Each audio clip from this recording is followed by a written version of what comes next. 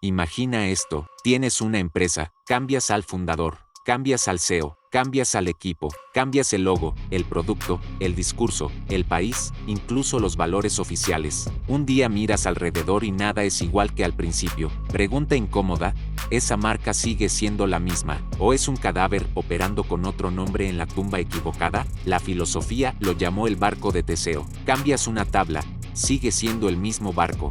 Cambias todas, una por una, con el tiempo. En el puerto sigue atracado el barco de Teseo, pero ninguna parte es original. ¿Qué estás viendo? ¿El mismo barco o una copia con papeles oficiales? Lo que casi nadie entiende es que las marcas viven este dilema todos los días. Coca-Cola sin azúcar, Apple sin Jobs, Ferrari con SUVs, casinos que ahora hablan de bienestar digital. Si reemplazas pieza por pieza, ¿dónde se rompe la identidad? ¿En el logo, en el producto, en los dueños, o en la cabeza del cliente? En este video vamos a usar el barco de Teseo como arma contra la ingenuidad empresarial. Vamos a ver cuándo una marca se transforma y cuándo se traiciona, qué partes puedes reemplazar sin matar el valor, y en qué momento, aunque el logo siga en la fachada, la marca está muerta y solo quedan cascarones cotizando en bolsa. El mito infantil dice, mientras el logo no cambie, la marca es la misma. Falso. Hay empresas que conservan el logo y han cambiado todo lo demás: valores, clientes, producto,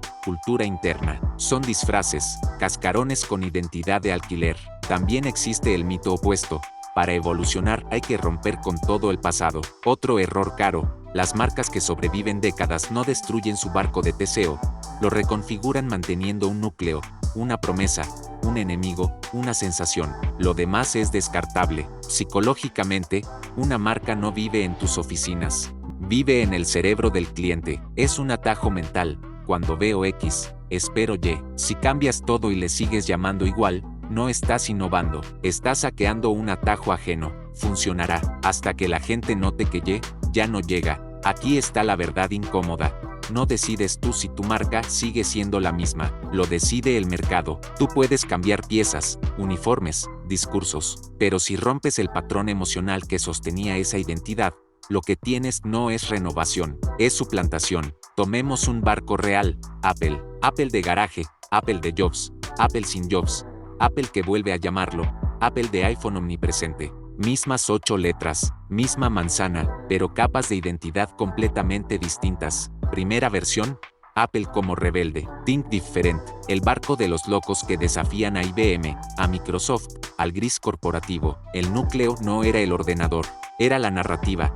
Nosotros somos la herramienta de la minoría creativa que desprecia el status quo. Jobs se va.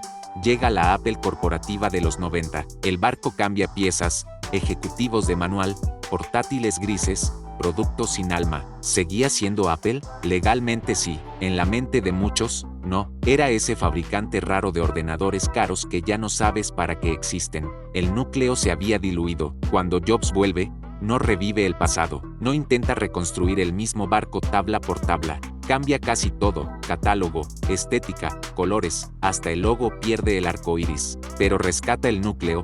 Volvemos a ser la herramienta de los que desafían lo establecido, solo que ahora el enemigo ya no es IBM, es la mediocridad digital masiva. Con el iPod y luego el iPhone, Apple cambia otra pieza crítica.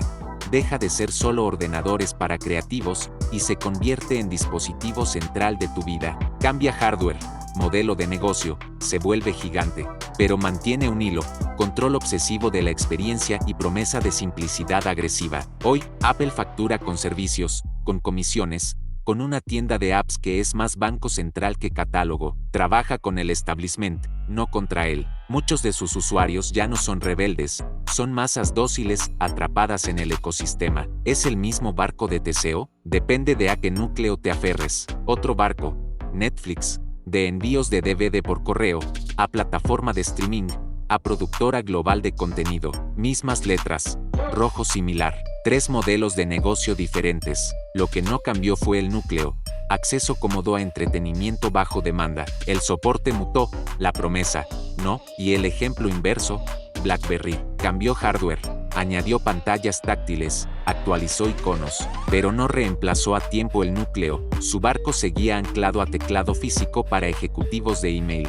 Cuando el mundo se movió a computadora de bolsillo para cualquiera, La marca se quedó con un casco precioso, en un océano nuevo donde ya no flotaba. De estos barcos corporativos salen 3 leyes para operar identidades sin destruirlas. Ley 1. Identifica el núcleo no negociable de tu marca. Puede ser una emoción, un enemigo, una promesa. Todo lo demás, producto, canales, logo, sede, son tablas intercambiables. Ley 2. Cambia muchas piezas, pero nunca todas a la vez. El cerebro del cliente necesita puntos de anclaje, un gesto, un color, una forma de hablar, una ritualidad. Si todo muta simultáneamente, rompes continuidad y fuerzas al mercado a tratarte como un extraño con nombre conocido. Ley 3. Si matas el núcleo, ten la honestidad estratégica de matar también el nombre. Cuando una empresa abandona completamente su promesa original, pero se aferra al logo por equity, está haciendo necromancia de marca. Vende un cadáver maquillado. Eso funciona un tiempo, hasta que el mercado huele la descomposición. Traducción directa: si tu marca nació como la opción barata y ahora quiere ser lujo, no basta con subir el precio y rediseñar el logo. Tienes que rediseñar el barco entero y, probablemente, abandonar el viejo nombre. Si tu promesa es velocidad y te vuelves lento por burocracia, el problema no es marketing, es ontológico. Y si eres pequeño, aplica el mismo principio en persona.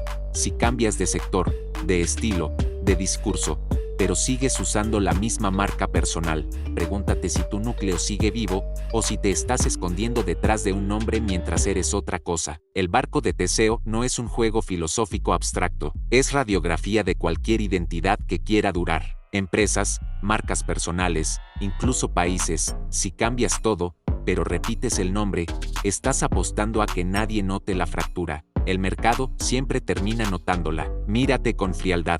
¿Qué es lo que, si lo cambias, ya no serías tú, ni tu empresa, ni tu marca? Si no sabes responder, estás construyendo sobre arena. Puedes facturar, sí, pero cualquier tormenta identitaria te rompe el casco. El 1% no se enamora de las piezas, se enamora del patrón. Sabe que puede cambiar agresivamente y que jamás tocar. Rediseña cascos enteros, mientras protege una sola llama, la razón por la que el mercado los reconoce. Si entiendes esto, dejas de tenerle miedo al cambio y empiezas a tenerle miedo a cambiar lo incorrecto. La próxima vez que alguien te proponga reinventar tu marca, no mires primero el logo, el color o el eslogan. Pregunta: ¿qué parte del barco estamos tocando? ¿Una tabla o la quilla? Gracias por ver este video.